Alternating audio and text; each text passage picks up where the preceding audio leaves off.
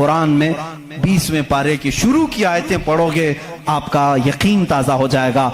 راستے کیسے بنتے ہیں یہ بھی کوئی علم نہیں تھا پہلے، لوگ ستارے دیکھتے تھے اور چلتے جاتے تھے۔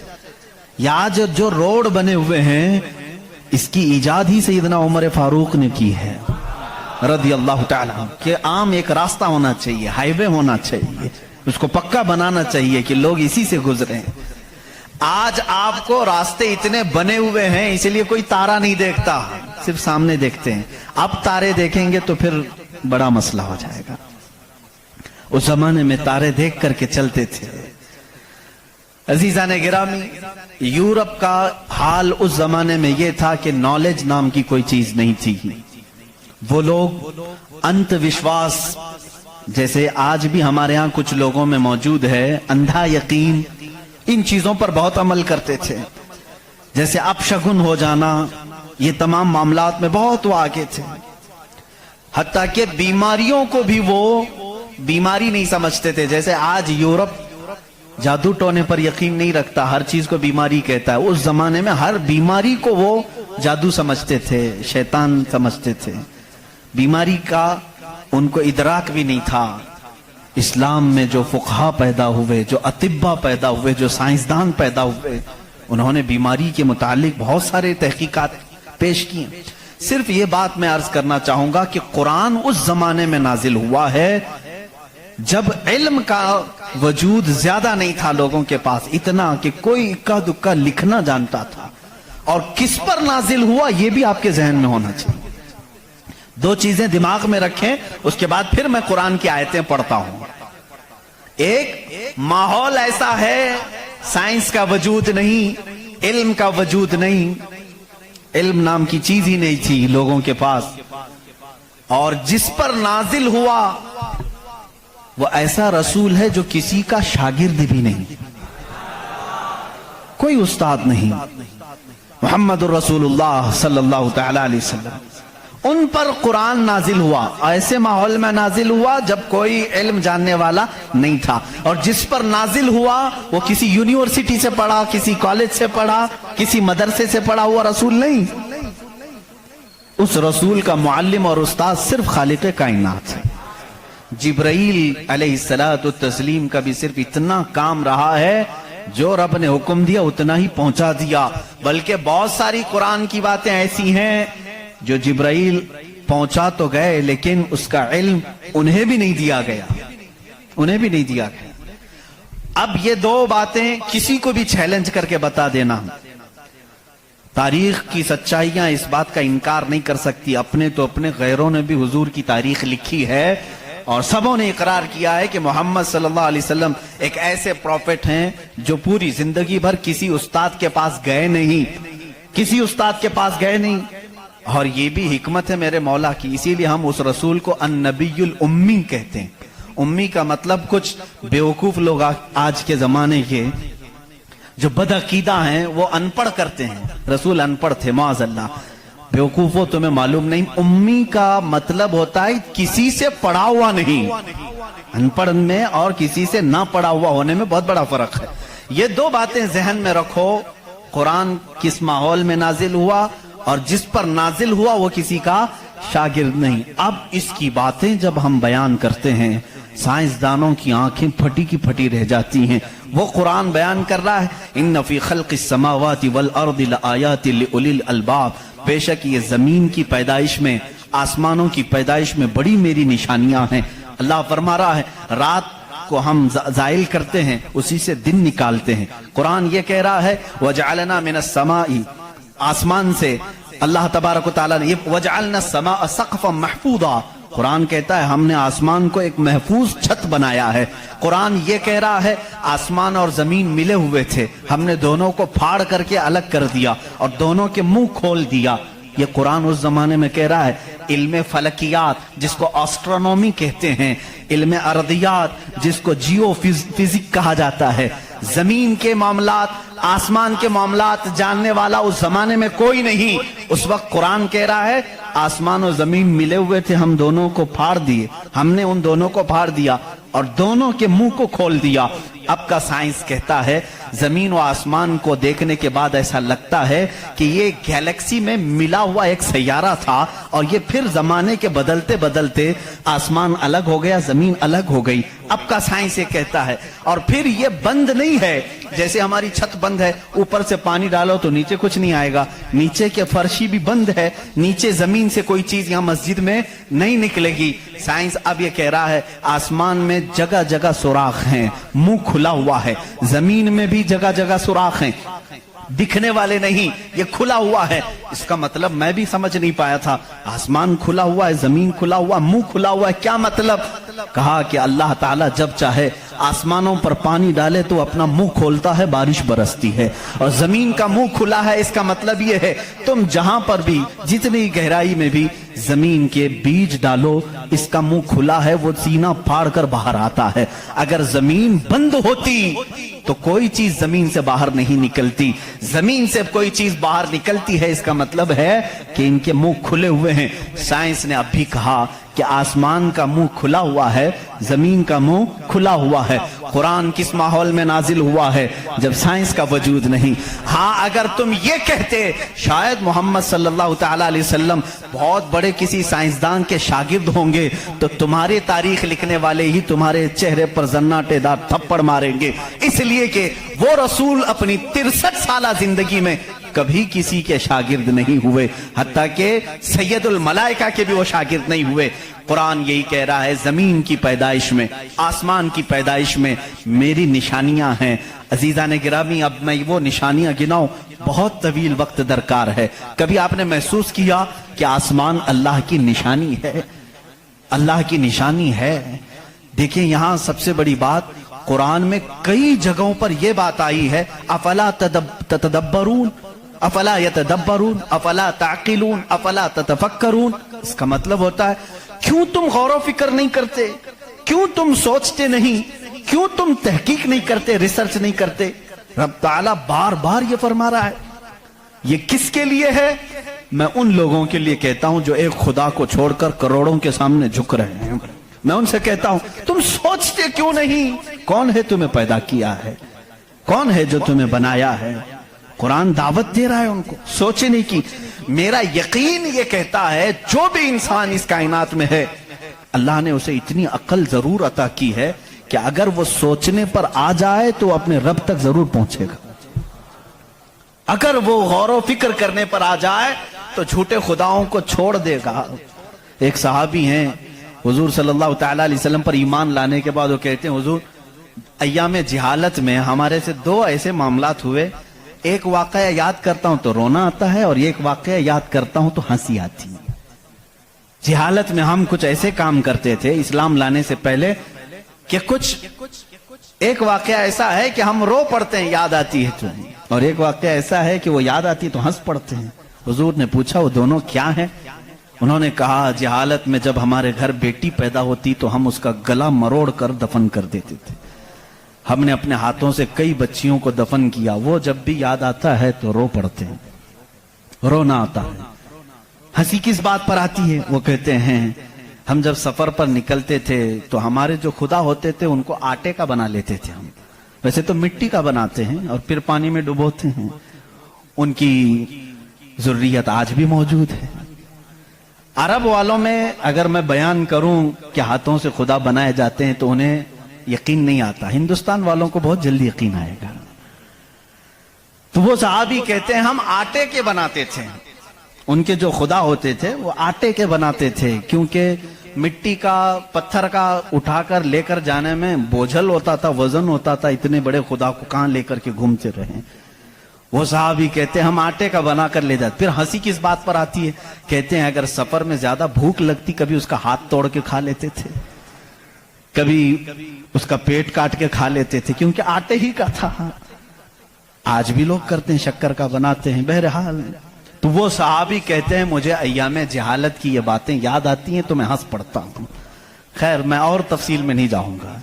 عزیزان گرامی، غور و فکر کرنے کی جس کے اندر عادت ہوگی وہ انت وشواس، صرف پھیلے ہوئے بے یقینی پر ایمان نہیں لائے گا۔ آج بھی بہت سارے ایسے نیوٹرل قسم کے لوگ ہیں جو مسلمان نہیں ہیں मैं जानता हूं उनको, वो खुद आइडल वर्शिपर्स नहीं हैं, वो खुद इस बात का इनकार करते हैं कि अपने हाथों से बनाई हुई चीज की इबादत कैसे की जाए।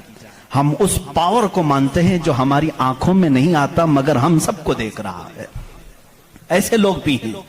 हाँ, अगर कोई इस तरह का मुआहिद है, वो अल्लाह की वहदानियत को तस्लीम करता है, तो उसके हिदायत की भी उम्मीद है। मैं ये कह रहा था, आसमानों और जमीनों में अल्लाह ने फरमाया मेरी निशानियां हैं। गौर व फिक्र करना चाहिए, निशानी कैसे?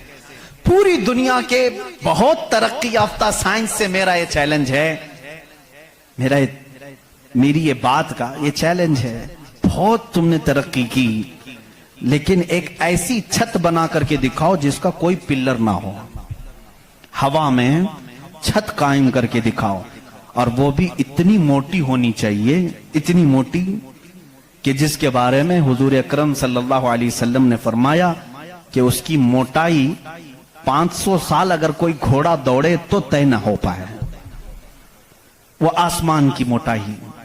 मैं उतनी मोटाई की बात नहीं करता हूं, 1 किलोमीटर चौड़ी ही कोई बना करके दिखाते हैं।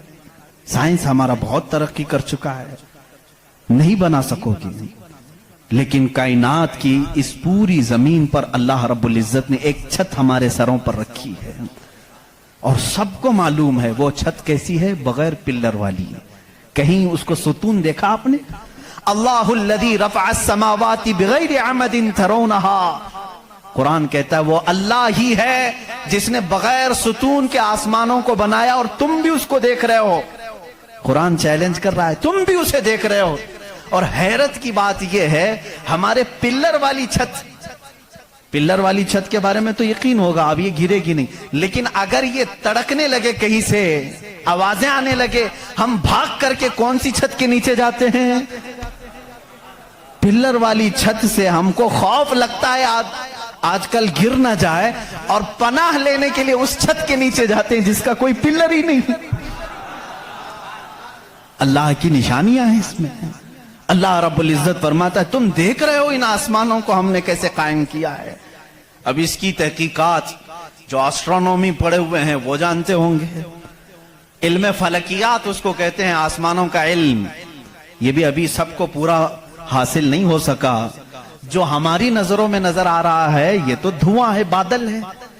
आसमान तक पहुंचने के लिए पता नहीं कितना सफर, और इसमें अल्लाह रब्बुल इज्जत ने सितारों के एक ऐसे झुरमुट को रखा है। आसमान कितना चौड़ा है, कितना लंबा है, गेस कर सकते हैं हम? कभी गेस करेंगे आप? मैं सिर्फ एक हिसाब बताता हूं। उस आसमान में अल्लाह ताला फरमाता है कुल्लुन फी फलकिन यस्बहून, सूरज, चांद, जितने भी गैलेक्सी के स्टार्स हैं, तारे हैं, ये सब आसमान में तैर रहे हैं।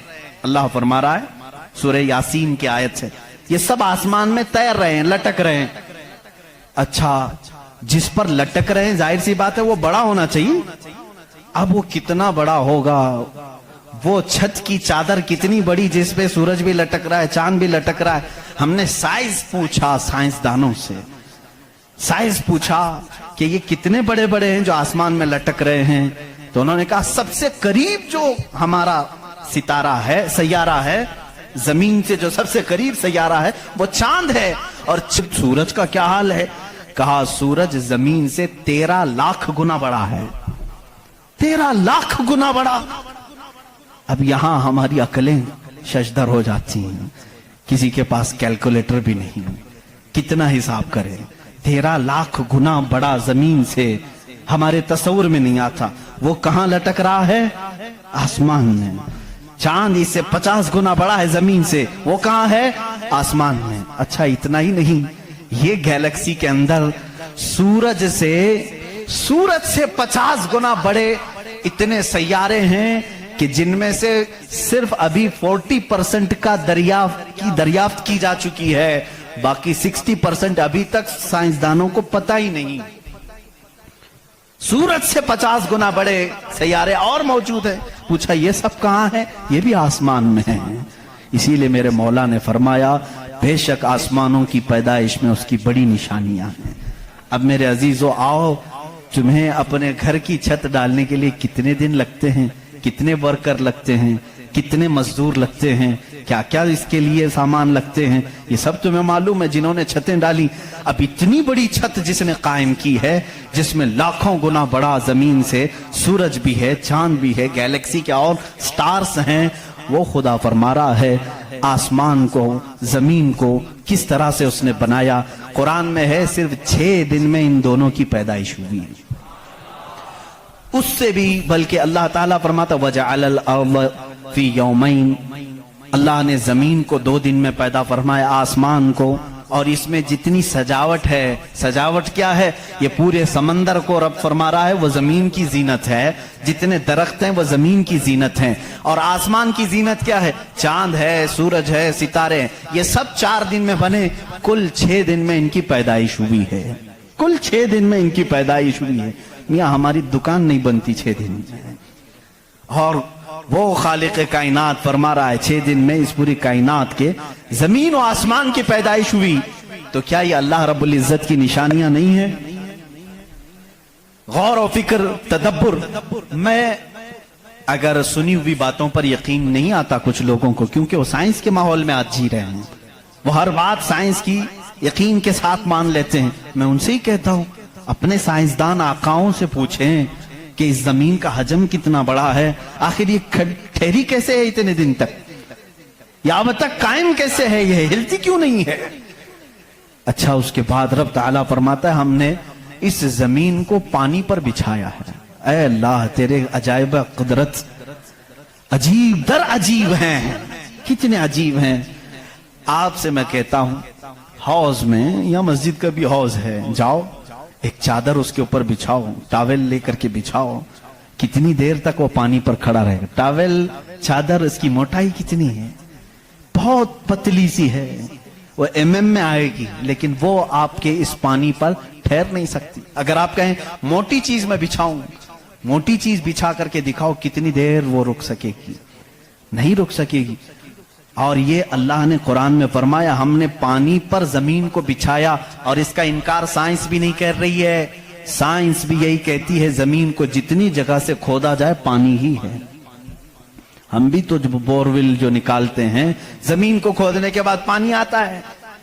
अब पानी पर इस जमीन को बिछाया रब तबारक व तआला ने, कितना वजन ये उठाई हुई है, कितना वजन उठाई हुई है। सबसे बड़ा वजन तो उन मुशरिकीन का है जो उस रब को नहीं मानते हैं। ये धरती का बोझ इनको कहते हैं, ये सबको उठाई हुई है, पता नहीं कितने करोड़ों टन इस पर वजन है ये, लेकिन कभी भी हिलती हुई नजर नहीं आती। लेकिन उसको भी कुरान में अल्लाह फरमा रहा है हमने इस जमीन को हिलने से रोकने के लिए जगह जगह पर पहाड़ों को मेख बनाकर गाड़ दिया, वल जिबाल औतादा, और पहाड़ों को हमने मेख बनाकर गाड़ दिया है। अब इसकी तहकीक इस जमाने में, मैंने अपने पढ़ने के जमाने में इसकी एक तहकीक अपने उस्ताद के पास पढ़ी थी। सफा मरवा के बारे में इख्तिलाफ चल रहा था। सऊदी यहूदी हुकूमत ने सफा मरवा को पूरी तौर पर खत्म करने की नापाक कोशिश की, और अलग से उन्होंने मसआ बनाया सही करने का। तो इख्तिलाफ उलमा में था कि इन्होंने ज्यादा चौड़ा कर दिया। उसी जमाने में ये तहकीक हुई पहाड़ जो है इसका वजूद जमीन पर कैसा होता है। इन सऊदियों ने कहा पहाड़ ऐसा ऊपर शेप में ऐसा होता है, ट्रायंगल होता है, ऊपर से कोना होता है, नीचे चौड़ा होता है। इन सऊदियों ने कहा नीचे भी ये जड़ें छोड़ता है, फैलता हुआ जाता है, जैसे दरख्त ऊपर होता है और नीचे उसकी जड़ें फैली हुई होती हैं। तो इन्होंने कहा नीचे भी वो पहाड़ का हिस्सा है, इसलिए हमने बाजू में भी रास्ता बनाया ताकि सफा मरवा की सही अगर हो रही है तो वो पहाड़ों के बीच में ही हो रही है। मेरे उस्ताद गिरामी मिस्र के हैं, उन्होंने पूरी इस पर तहकीक के साथ किताब लिखी, चैलेंज किया, कहा पहाड़ों को अगर खोद करके देखो हमारा यकीन ये कहता है। उन्होंने बहुत सारे दलाइल से साबित किया पहाड़ ऊपर से जो इस तरह के शेप का होता है, ट्रायंगल ऊपर से, नीचे वो जड़ें नहीं छोड़ता बल्कि अंदर जाते जाते और बारीक हो जाता है, अंदर बारीक होते होते होते बहुत पतला होकर नीचे तक जाता है। मैंने पूछा नीचे कितनी अंदर तक है? उन्होंने कहा जो पहाड़ तुम्हें ऊपर दिख रहे हैं ये पहाड़ का 1% है, बाकी 99% पूरा नीचे होता है। ये पहाड़ों की ऊंचाई, ये पहाड़ों की जो ऊंचाई है ये 1% है, 99% पूरा नीचे होता है। हैरत में पड़ गए, इतना नीचे पहाड़ है। कहा यही तो बात है, क्या तुम दीवार में जब मेघ ठोकते हो तो ऊपर कितना दिखता है और अंदर कितना रहता है? 2 इंच का अगर हम ले रहे हैं मेघ और कील तो उसका मुंह सिर्फ ऊपर थोड़ा सा, वो भी mm में होगा, और 2 इंच तक अंदर वो दीवार में धंसा हुआ होगा। और जब कुरान में मौला ने फरमाया है जमीन पर हमने पहाड़ों को मेख बनाकर गाड़ दिया है, आज साइंस ये कह रहा है कि पहाड़ 9 गुना नीचे अंदर तक मौजूद है। कुरान किस जमाने में नाजिल हुआ?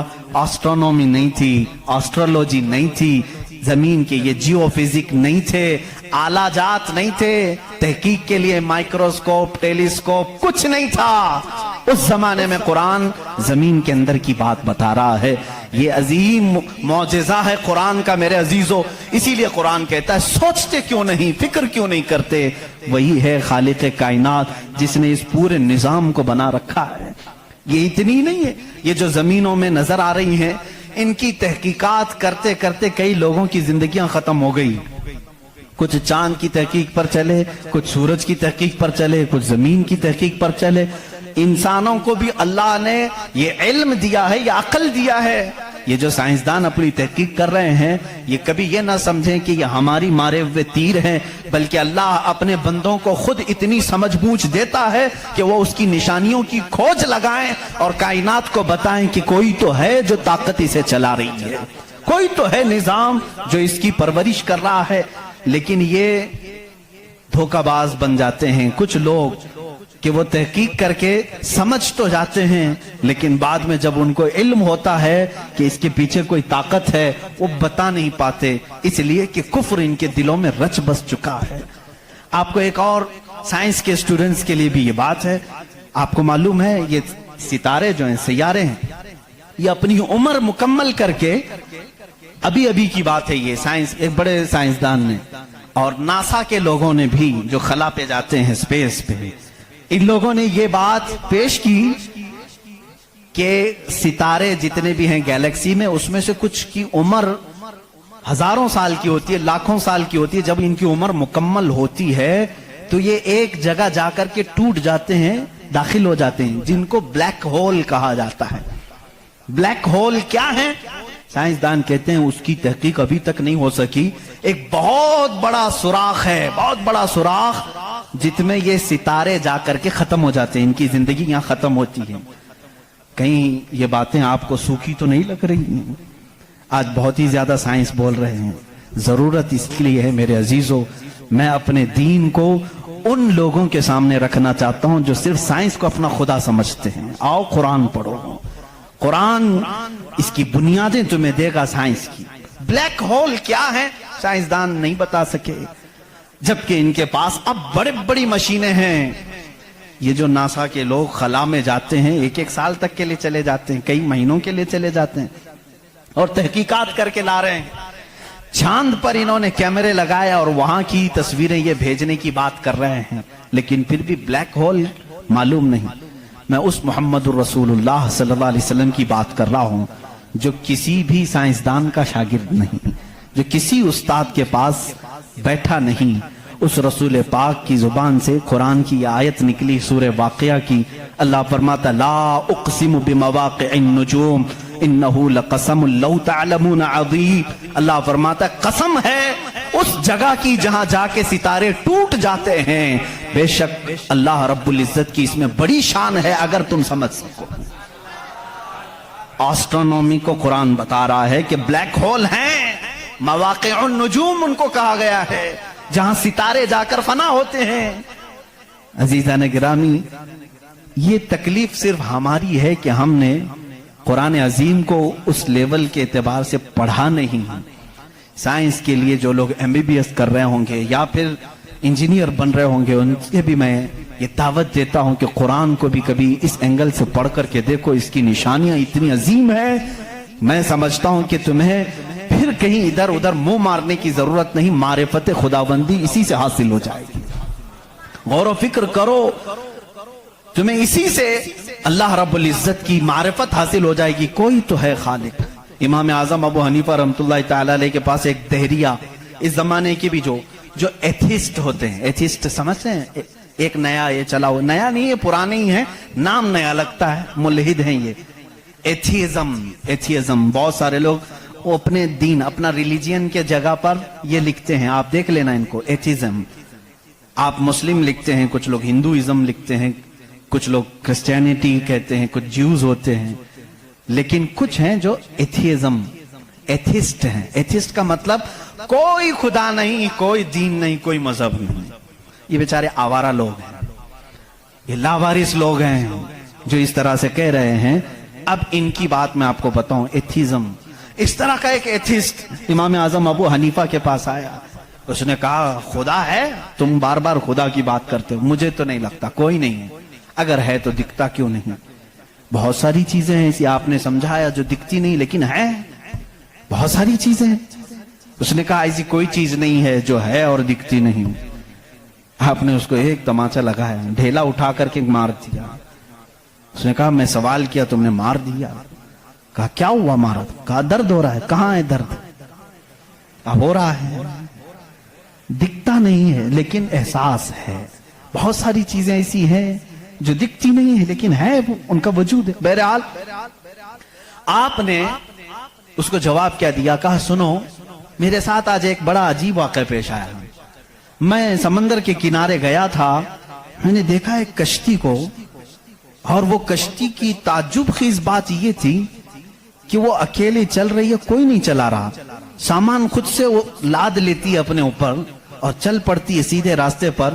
پھر تھوڑی دیر کے بعد ساحل پر آتی ہے اور اپنا سامان خود ہی اتارتی ہے. پھر جیسے ہی وقت ہوتا ہے پھر چل پڑتی ہے. کوئی کشتی بان نہیں, کوئی ملا نہیں, کوئی کیپٹن نہیں اس کے اندر, سواری بھی نہیں, خود سے سب چل رہی ہے. یہ اس دور میں امام اعظم کہہ رہے ہیں جب الیکٹرانک دور نہیں تھا. آج کے لوگ ہو سکتا ہے یقین کر لیں الیکٹرانک کشتی ہوگی, ہو سکتا ہے کوئی اس کو الیکٹرانک مشین چلا رہی ہوگی. ایسا نہیں ہے, اس زمانے میں کوئی اس چیز کی ایجاد نہیں تھی. اس نے کہا کیا پاگل پن کی باتیں کر رہے ہو, کس کو بنا رہے ہو تم؟ کیا ایسی کوئی کشتی ہے جو خود سے سامان بھی اتارتی اور چڑھا بھی لیتی اور چلنے بھی لگ جاتی ہے؟ امام اعظم ابو حنیفہ رحمۃ اللہ علیہ نے فرمایا اتنا تیرا دماغ چلتا ہے کہ کوئی کشتی سمندر پر بغیر چلانے والے کے نہیں چلتی. یہ پورے دن اور رات کا نظام اور لوگوں کی موت و حیات کا نظام, زمین سے پودوں کو نکالنے کا نظام, برابر وقت پہ موسم کے آنے کا نظام بغیر کسی کے چلائے کیسے چل سکتا ہے؟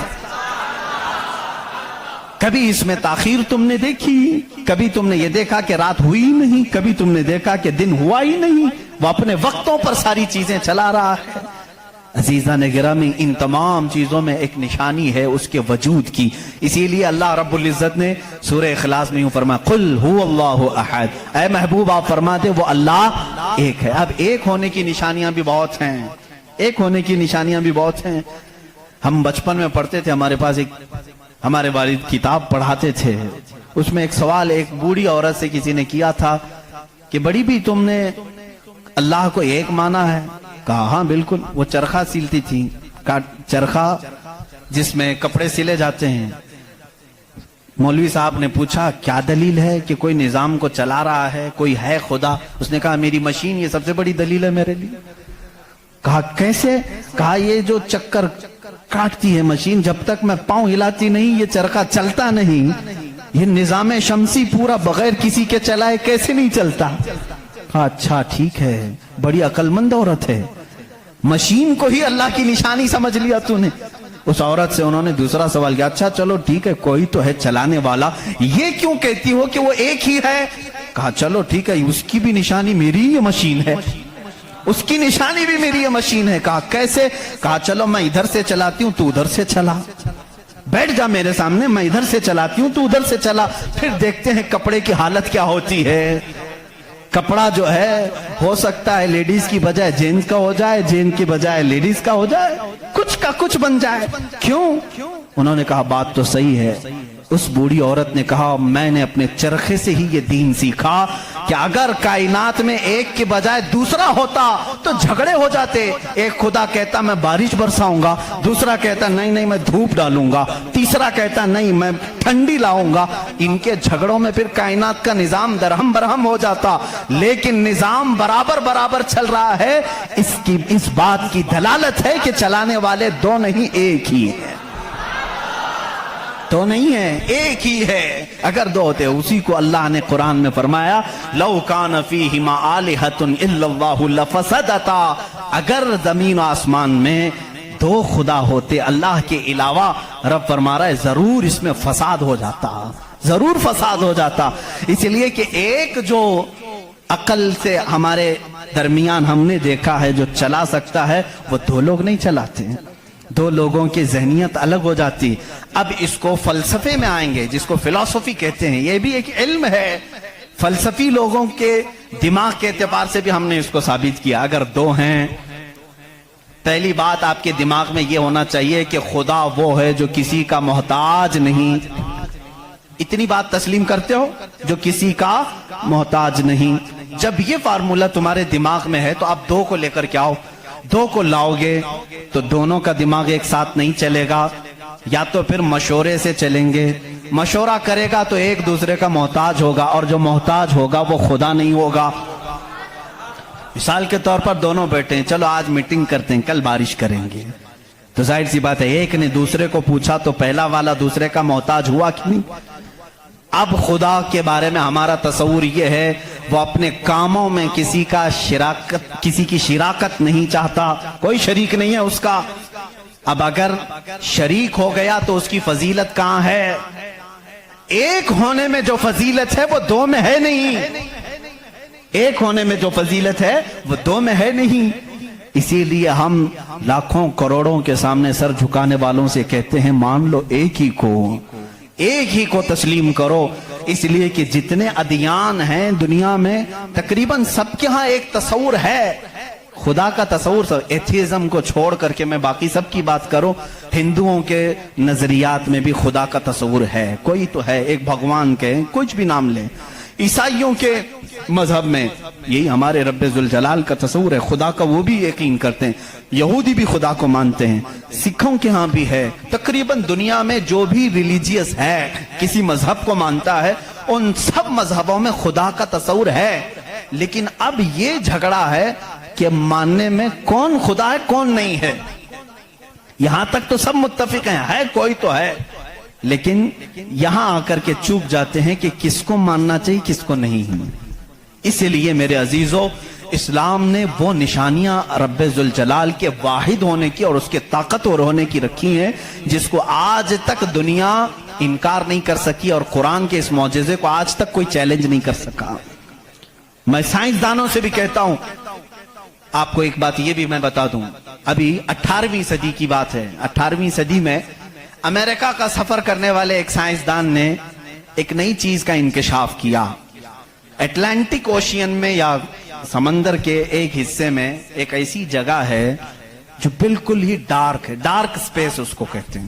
یعنی وہاں روشنی بالکل نہیں, سورج کی ایک کرن بھی وہاں نہیں آتی, اتنا وہاں پر اتنی وہاں تاریکی ہے. یہ کب؟ 18ویں صدی میں, یعنی آج سے 200 سال پہلے کی بات ہے. اس نے انکشاف کیا, دنیا کو بتایا میں نے ایک ایسی جگہ دیکھی, بہت ہی ڈارک ہے, بہت اندھیرا ہے. وہ جب واپس آیا تو علماء ربانیین نے سورہ نور کی قرآنی آیتیں پڑھی. اللہ فرماتا ہے کہ اذا اخرج یدہ لم یکد یراہ ومن لم یجعل اللہ لہ نورا فما لہ من نور.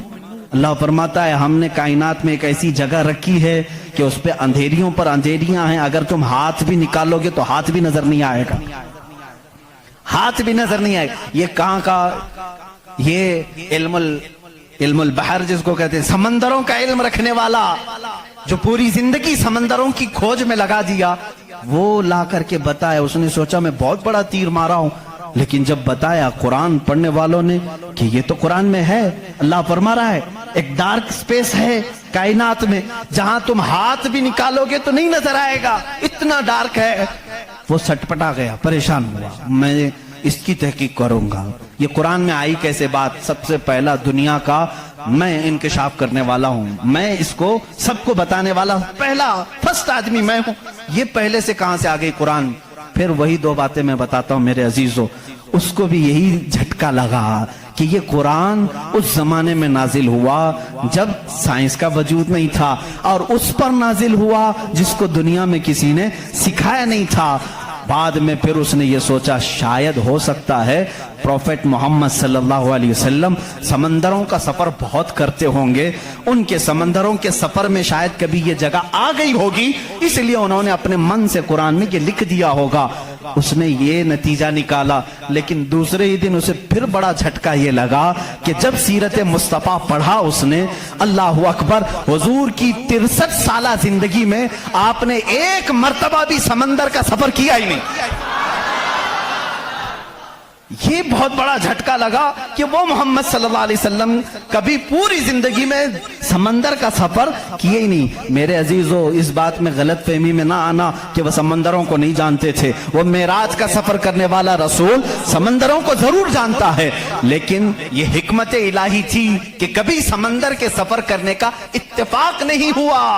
اب اسے جھٹکے پر جھٹکا یہ لگا جو کبھی سمندر کو گیا ہی نہیں, وہ اگر اٹلانٹک اوشین میں موجود ڈارک سپیس کو بتاتا ہے تو ضرور وہ اپنے پیٹ سے نہیں بتا رہا ہے, وہی اس کو بتایا ہوگا جس نے ڈارک سپیس بنایا ہے. یہی اللہ رب العزت کے وحدانیت کی نشانیاں ہیں, اس کے وجود کی نشانیاں ہیں. قرآن پڑھو, اس میں بہت ساری چیزیں. جنہوں نے یہ انکشاف کیا کہ کچھ سمندروں میں ایسے اللہ رب العزت نے بنایا ہے, وہ بھی آپ کو مل جائیں گے. 2 سمندر ملتے ہیں اور دونوں کا رنگ الگ ہے, ایک سمندر نیلا ہے, ایک سمندر پیلا ہے, دونوں کا ٹیسٹ بھی الگ ہے, ادھر کا میٹھا ادھر کا کھارا نمکین ہے, لیکن وہ بہت دور تک ملتے ہوئے جاتے ہیں. لیکن اس کا پانی اس میں نہیں آتا, اس کا پانی اس میں نہیں آتا. کیوں نہیں آتا؟ اللہ فرماتا مرج البحرین یلتقیان, مرج البحرین یلتقیان بینہما برزخ لا یبغیان فبأی آلاء ربکما تکذبان. اس رب ذوالجلال نے فرمایا ہم نے 2 سمندروں کو بہایا ہے, دیکھنے والوں کو ایسا لگتا ہے کہ یہ مل گئے ہیں, لیکن ہم نے اس میں نہ دکھنے والی ایک ایسی دیوار بنائی ہے کہ اس کا پانی اس میں نہیں ملتا, اس کا پانی اس میں نہیں ملتا. یہ بھی کون سے رسول کی زبان سے اللہ تعالیٰ بتا رہا ہے لوگوں کو جو رسول کبھی سمندر کا سفر کیا ہی نہیں. اس رسول کی زبان سے اللہ نے 2 سمندروں کے ملنے کی بات کی. سائنسدانوں, اب تو تمہیں ماننا ہی چاہیے کہ قرآن رسول کا اپنا بیان کیا ہوا کلام نہیں ہے, اسی کا یہ کلام ہے جس نے سمندروں کو اس طرح پیدا کیا. کائنات میں بہت ساری چیزیں ہیں میرے عزیزو. قرآن اللہ رب العزت کا یہ کلام اتنی ہی نہیں, یہ تو بڑی بڑی نشانیاں میں نے کہا. اگر اس کی معرفت, اس کی کھوج میں لگ جاؤ گے تو زندگی تمام ہو جائے گی. میں تو کہتا ہوں اللہ نے ایک بات یہ بھی فرمائی ہے تمہارے لیے, وَفِي أَنفُسِكُمْ أَفَلَا تُبْصِرُونَ. اللہ فرما رہا ہے تم ادھر ادھر نشانیاں ڈھونڈ رہے ہو, ہم نے تمہاری ذات میں اپنی نشانیاں رکھی ہیں, تم نہیں دیکھتے؟ تمہاری ذات میں ہماری نشانیاں ہیں, تم نہیں دیکھتے؟ اتنی نشانیاں ہیں, اس کے لیے آپ کو کئی علوم پڑھنے کی ضرورت ہے. ظاہر سی بات ہے انسان کے ایک ایک پارٹ پر جو ریسرچ کرتا ہے وہ اپنے وقت کا ایک بڑا ڈاکٹر بنتا ہے. خالی صرف دل پر جس نے ریسرچ کیا وہ کارڈیالوجی ہے, جو صرف کڈنی پر ریسرچ کیا وہ نیفرولوجی ہے, اور جو صرف رگوں کو دیکھا ہے وہ نیورولوجی ہے. پارٹ پارٹ پر انہوں نے پوری زندگیاں ختم کی. پورے انسان کو پڑھا کس نے؟ آج کون پڑھا ہے؟ اسی لیے امام اعظم ابو حنیفہ رحمۃ اللہ علیہ نے فرمایا من عرف نفسہ فقد عرف ربہ, جس نے صرف اپنی ذات کو پہچان لیا وہ اپنے رب کو پہچان لے گا. تمہارے جسم میں جس طرح کی چیزیں اللہ نے بنائی, ڈاکٹر سے جا کر کے پوچھو کہ ہمارے جسم کے اندر کا جو نظام ہے, ایک بار جو نس کٹ گئی 1000 ڈاکٹر مل کر کے وہ نس نہیں قائم کر پاتے. یہ رگوں کا سلسلہ ایسا ہے. اور فرمایا گیا بلکہ تحقیقات بتاتی ہیں ہمارے جسم کے اندر موجود یہ نسوں کو, رگوں کو نکال کر کے اگر بچھا دیا جائے کئی 1000 کلومیٹر لمبی ہو جائیں گی, کئی 1000 کلومیٹر لمبی ہو جائیں گی. یہ نسوں کا اتنا لمبا سفر ہو جائے گا. اتنا سارا مواد اللہ نے تمہارے جسم میں رکھا. اور رب تعالیٰ یہ فرماتا ہے, مفاہیم آیات میں بیان کر رہا ہوں, کبھی آپ نے سوچا ہم نے زبان سے جو جو چیزیں کھائی, اللہ اکبر. میں ایک بڑے محقق کے حوالے سے کہتا ہوں, روٹی کو انہوں نے کہا تمہاری روٹی تمہارے کھانے اللہ کی نشانیاں ہیں. میں نے پوچھا روٹی بھی نشانی ہے اللہ کی؟ کہا ہاں. تم ایک روٹی کو کہاں کہاں سے حاصل کرتے ہو؟ اناج کھیت سے لیا, فصل جب آئی اس کو کٹایا, پسایا, آٹا بنایا, پھر گھر میں لایا, گوندھنے کے لیے دیا, آٹا گوندھا گیا, روٹیاں بیلی گئیں, توے پر رکھی گئیں, بن گئی.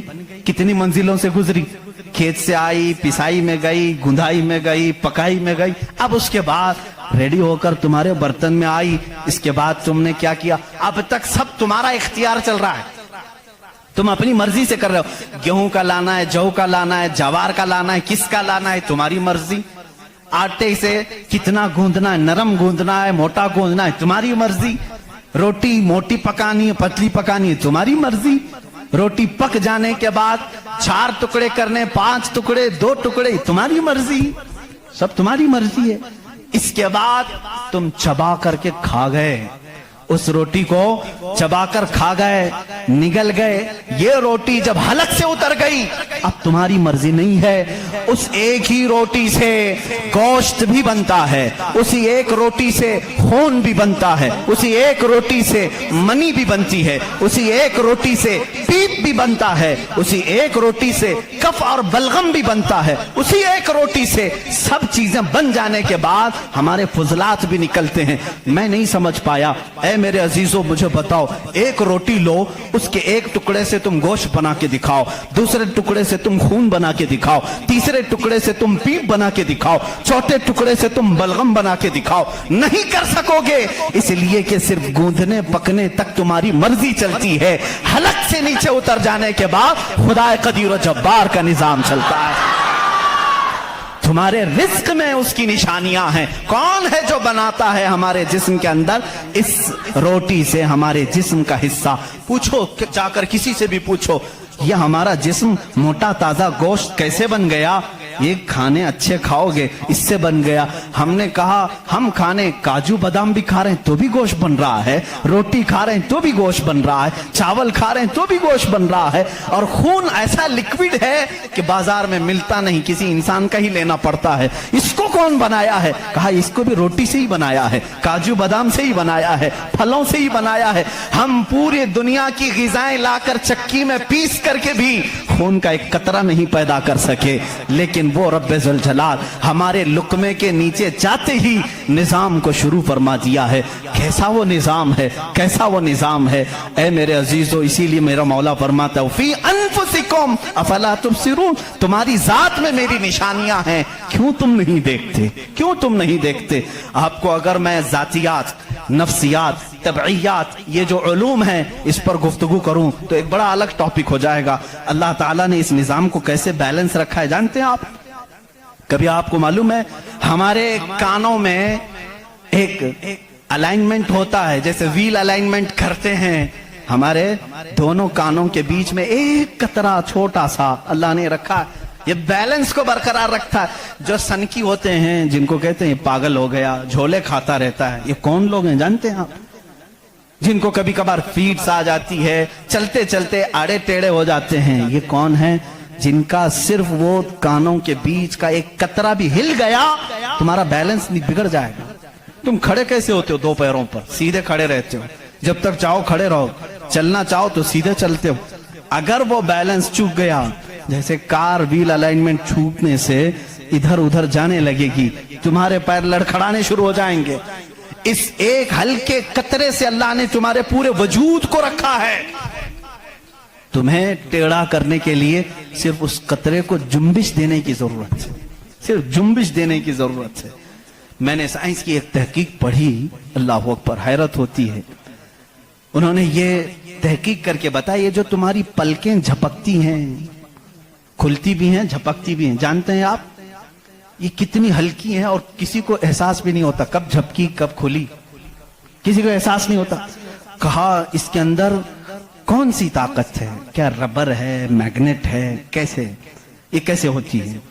اس کو ایک سائنسدان نے کہا کہ اگر کسی کی پلک جھپکنا چھوٹ جائے، نہیں جھپک سکتی، تو اس کو بلڈوزر سے کھینچ کے بھی بند نہیں کر سکو گے، اتنی طاقت لگا کر کے بھی اسے بند نہیں کر سکو گے، ایسا فلیکسیبل ہے، ایسا ربر ہے۔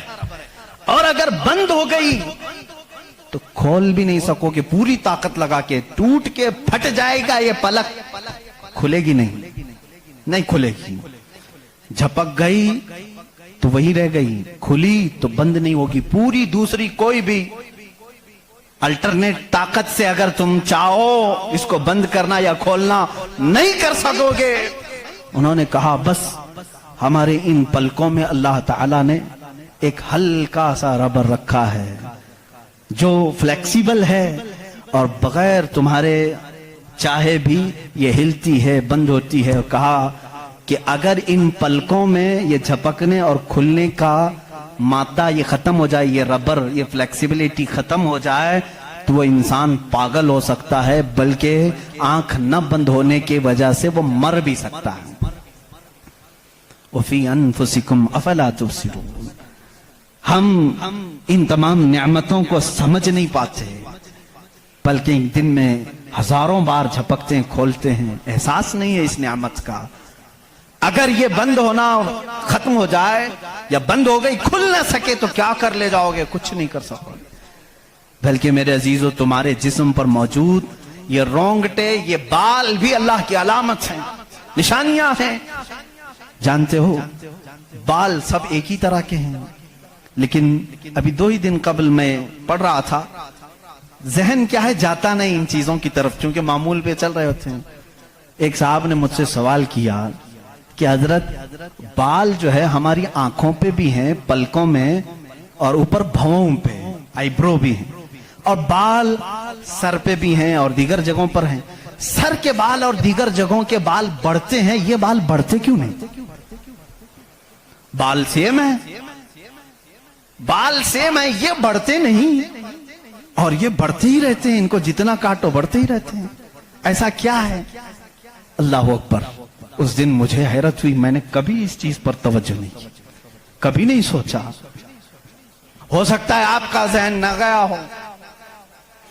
پڑھنے پر ایک محقق نے یہ بھی لکھا ہے، دیکھنے میں یہ سارے بال ایک طرح سے ہیں، ان بالوں میں ساری چیزیں ایک ہی طرح کی ہیں، دیکھنے میں یہ کالے ہیں تو وہ بھی کالے ہیں، قوت بھی ان کی سیم ہے، لیکن اللہ رب العزت نے ان بالوں میں بڑھنے کا خون رکھا ہے، ان بالوں میں بڑھنے والا خون آتا تک نہیں ہے، آتا تک نہیں۔ عزیزان گرامی، اس کی یہ نشانیاں ہیں بہت ساری، اس کی تحقیقات پھر کسی موقع پر میں عرض کروں۔ اور پیٹ کے اندر موجود چیزیں جو اپنا نظام خود بخود چلا رہی ہیں، نہیں چلا سکو گے، نہیں چلا سکو گے۔ دل جتنی مرتبہ یہ دھڑکتا ہے، اس کے اندر جو پریشر ہے، کہا گیا ہے یہ جو خون کو دبا کر کے جسم میں پھیلاتا ہے، اس کے متعلق سائنس یہ کہتا ہے اتنا پریشر ہے کہ دنیا میں کسی فوارے پہ، کسی فاؤنٹین میں اتنا پریشر نہیں ہوگا جتنا دل میں پریشر ہے، اور یہ اتنی تیزی سے ایک بار پمپ کرتا ہے کہ خون پورے جسم میں ناخن تک آ جاتا ہے۔ ایک بار کے پمپ پر ایک بار اس طرح دل نے دبایا خون کو بار تو خون ناخن تک پہنچتا ہے، اتنا پریشر اس کے اندر ہے۔ امریکہ کی ایک لیبارٹری میں ایک پاکستانی عالم دین گئے تھے، کارڈیالوجی تھے وہ ڈاکٹر، وہ ایک عالم کو لے کر کے گئے، اور کارڈیالوجی نہیں، ریڈیالوجی بھی غالباً کچھ ہے جس میں آوازیں سننے کا آلہ ہوتا ہے، ایک مشین ہوتی ہے جسم کے اندر حرکت کرنے والی ہر آواز کو اس میں سنا جا سکتا ہے۔ پلک آپ جھپکتے ہیں، آپ سانس لیتے ہیں تو اس کی آواز کیسی ہوتی ہے۔ تو انہوں نے کہا آج چلیے لیبارٹری میں آپ کو بتاتا ہوں کہ دل کی آواز، ہم تو یہاں ہاتھ رکھتے ہیں تو دھک دھک دھک کی آواز آتی ہے، تو انہوں نے کہا ہم آپ کو اس سے سناتے ہیں۔ ایئر فون لگائے گئے، بڑی بڑی مشینیں تھی، ہلکی سی بھی وہاں پر ہوا بھی آتی تو اس کی زور آواز آتی ہے۔ وہ ایک لیب ہے، یہ عالم دین کہتے ہیں میں نے سنا دل کی آواز۔ میں نے پوچھا اس ڈاکٹر سے کہ آپ کے ہاں ہر آواز کا نام لکھا گیا ہے، دل جو آواز کرتا ہے اس کا کیا نام ہے آپ کے یہاں؟ کہتے ہیں دل جو ہے لپ لپ لپ لپ یہ آواز کرتا ہے. سائنس میں یہ لکھا گیا ہے. وہ مسکرا ہے, کہا تھوڑی سی خطا ہو گئی, بلکہ دل کہتا ہے رب رب رب رب. ہر انسان کا دل جو دھڑکنے کی آواز آتی ہے مشینوں سے انہوں نے خود سنا. ہاں ہو سکتا ہے کچھ توتلے لوگ ہوتے ہیں را کو لا کہہ جاتے ہیں, ہو سکتا ہے تمہیں لپ لپ لپ سنائی دیا ہو, مگر میرا ایمان یہ کہتا ہے ہر دل رب رب رب ہی کہتا ہے. جو اس کو دھڑکن دیا ہے اگر وہ دل اسے یاد نہ کرے. عزیزان گرامی, کائنات کی بہت ساری چیزیں اس کی نشانیاں ہیں, سمندروں میں اس کی نشانیاں ہیں. آپ کو معلوم ہے سمندروں کا علم, علم البحر جن کو معلوم ہے, جو غوطے لگاتے ہیں وہ کہتے ہیں زمین پر جتنی مخلوقات ہے اس کے 10 گنا زیادہ مخلوقات سمندروں میں موجود ہیں. سمندروں میں یہاں جتنے کیڑے دیکھ رہے ہو, کتنے مکوڑے دیکھ رہے ہو, یہاں جتنے قسم کی مخلوقات آپ دیکھ رہے ہیں اس کے 10 گنا زیادہ مخلوقات سمندروں کے اندر ہے. کون ہے جو ان کے رزق کا انتظام کرتا ہے؟ کون ہے ان کی پرورش پر؟ سمندروں کا علم الگ ہے. کہتے ہیں ہم اندر جاتے ہیں تو اس کے اندر اتنی چیزیں کہ ہر بار نئی چیزیں دکھتی ہیں. اور انہوں نے کہا کہ کئی لاکھ قسم کی مچھلیاں گن لی گئیں, لیکن ہر بار غوطہ لگاتے ہیں تو پھر نئے رنگ کی مچھلی نظر آتی ہے. ان کو رنگ دیتا کون ہے اس کے اندر؟ عزیزان گرامی, سمندروں کے علم میں لوگوں نے کہا اس کی گہرائیوں میں کیا کیا موجود ہے. کچھ باتیں تو عقل تسلیم کرتی ہیں, جیسے آپ کو میں نے کہا سمندر میں مچھلیاں ہیں, اندر پیڑ پودے بھی ہیں, آپ سب تسلیم کریں گے ہوتے ہوں گے. مخلوقات ہیں, ہاں ہوتے ہوں گے, سب ہوتے ہوں گے. لیکن ایک قرآن کے فرامین تفاسیر میں یہ کہا گیا ہے سمندر کے اندر آگ بھی ہے. آپ کہاں سے تسلیم کرو گے؟ سمندر کے اندر آگ ہے, کیسے تسلیم کرو گے؟ ظاہر سی بات ہے تم انکار کرو گے. پانی اور آگ ہو ہی نہیں سکتا, اور وہ بھی پانی ہلکا پھلکا پانی نہیں, سمندر کا جوشیلا پانی. اور یہاں پر اسلام میں یہ باتیں کہی گئی ہیں کہ سمندر کے اندر آگ ہے. لیکن یہ دنیا کو اس وقت نظر آ گیا جب سونامی آئی تھی. انڈونیشیا میں جو ساحل پر سونامی کی لہریں جنہوں نے دیکھی, جس کی رفتار 2000 کلومیٹر پر آر تھی, 2000 کلومیٹر پر آر کی رفتار سے وہ پانی چل رہا تھا, اور اس کی ہائٹ جو موجوں کی وہ 200 فٹ اونچی تھی. 200 فٹ اونچی لہریں 1000 کلومیٹر پر آر کی رفتار سے جب جا رہی تھی تو مشاہدہ کرنے والوں نے یہ کہا جب وہ لہریں چلتی تھی تو پیچھے آگ کے شعلے نکلتے تھے, سمندر میں آگ کے شعلے نکلتے تھے. آج سائنس اس بات کو تسلیم کر چکا ہے سمندر میں کئی ایسے پہاڑ ہیں جو آتش فشاں ہیں, جن کو وولکینو کہا جاتا ہے. آگ اگلنے والے پہاڑ ہیں, آگ اگلنے والے پہاڑ ہیں. وہ کئی مہینوں میں اور سالوں میں اپنے اندر موجود آگ کو باہر اگلتے ہیں تو سمندر میں طغیانی آ جاتی ہے, سمندر کے اندر موجوں کی بھنور آ جاتی ہے. یہ تمام چیزیں آج سائنس کہہ رہا ہے, میرا مولا قرآن میں اس چیز کو بیان فرما رہا ہے. جبکہ پھر میں آپ کو بتا رہا ہوں قرآن اس ماحول میں اترا جب سائنس نہیں تھا, اور اس رسول پر اترا جو سمندروں کا سفر نہیں کیا تھا. اللہ تبارک و تعالیٰ نے پہاڑوں کے علم کے متعلق قرآن میں بیان فرمایا, ستاروں کے علم کے متعلق, سمندروں کے علم کے متعلق, زمین کا یہ جیو فزک ہو, آسٹرونومی ہو, ستاروں کا آسٹرولوجی ہو, علم الفلکیات ہو, اس کے بعد نباتات, یہ پیڑ پودوں کے علم کے لیے بھی قرآن موجود ہے. اللہ رب العزت ان کے متعلق بھی فرما رہا ہے, ان کے جوڑ بنائے گئے. آج دنیا یہ کہہ رہی ہے کہ ایک پیڑ کو دوسرے پیڑ سے لگاتے ہیں تو پھل اچھے آتے ہیں, پھل اچھے آتے ہیں. یہ حدیث پاک میں ملتا ہے. مدینہ طیبہ میں کلمی کرتے تھے صحابہ اس وقت کھجوروں کی. عزیزان گرامی, پیڑ پودوں کی جب تحقیقات ہوتی ہیں تو اب اس پر بھی سائنس حیران ہے کہ ہم نے پھولوں کو دیکھا, یہ پھول جب کھلتے ہیں تو اس میں اچانک آ کر کے پینٹ کون کر جاتا ہے, یہ رنگ کون ڈالتا ہے. ہم نے درختوں کو ہرا ہی دیکھا ہے, ہرے ہی ہوتے ہیں, لیکن جب پھول نکلتے ہیں تو یہ رنگ آتا کہاں سے ہے.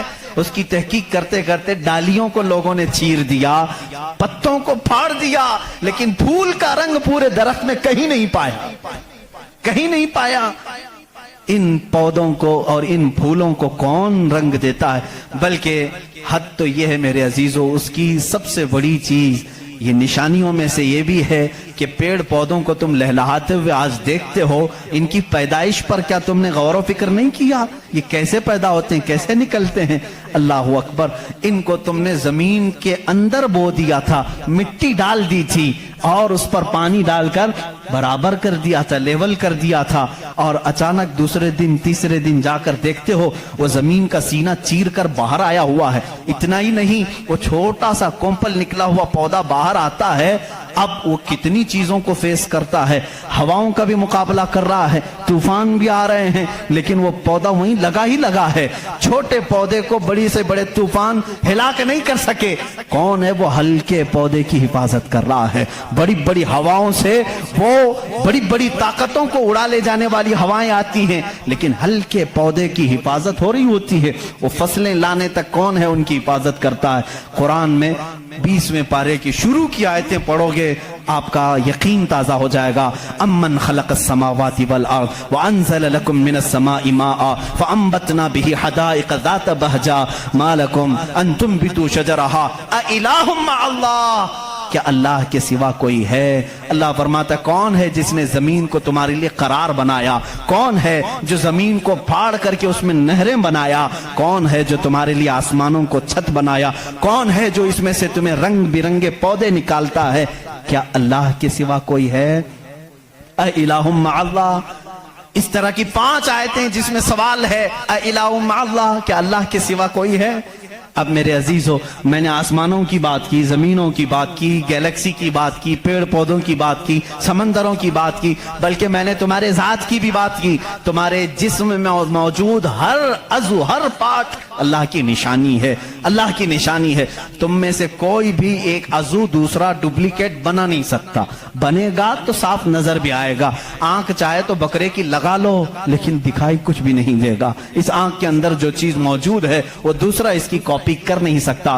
रोबोट तो बहुत बना लिए, लेकिन जीने वाला, फीलिंग रखने वाला इंसान दूसरा तख्लीक नहीं किया जा सका। बल्कि वो कुरान में अल्लाह चैलेंज कर रहा है, तुम तो इंसानों के अभी ये कह रहे हैं कि जनीन बनाए जा रहे हैं, यानी हम डुप्लीकेट इंसान बनाने की कोशिश कर रहे हैं।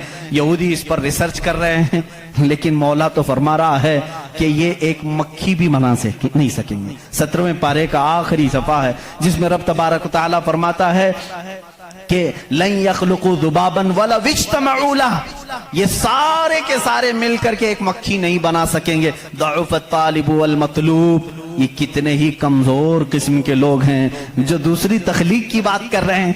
इसीलिए मेरे अजीज हो, जब कोई बना नहीं सकता, इसीलिए इस्लाम ने कहा अपने हाथों से भी कोई जिस्म न बनाओ, इसलिए कि तुम खुदा बनने की कोशिश कर रहे हो। बनाना किसी के जिस्म को सिर्फ काम है, अल्लाह का काम है। अपने